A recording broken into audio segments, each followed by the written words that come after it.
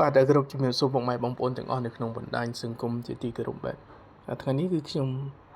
ចង់ធ្វើវីដេអូទាក់ទងទៅនឹងខ្សែអាពាហ៍ពិពាហ៍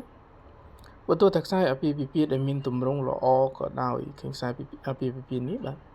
គឺមានទម្រង់ល្អបាទត្រង់ល្អអាចចេញមនុស្សដែលសម្បូរស្នេហ៍ថែមទៀតផងដែរនេះបាទប៉ុន្តែកាលណាបើយើងពិនិត្យឲ្យដល់ហើយឃើញខ្សែកាត់បែបនេះបាទខ្ញុំដូរពណ៌ចុះឲ្យងាយស្រួលបងប្អូនមើលកាលណាការកាត់នៃខ្សែដាច់បែបនេះឬក៏ជ្រៅបែបនេះគឺមានបញ្ហាដូចគ្នាប៉ុន្តែបញ្ហាដែលកើតឡើងភាគច្រើនគឺតាក់ទងទៅនឹងគ្រួសារតាក់ទងទៅនឹងសាច់ញាតិតាក់ទងទៅនឹងឪពុកម្ដាយមានន័យថាជីវិតគូនឹងស្រឡាញ់គ្នាល្អល្អឿនប៉ុន្តែ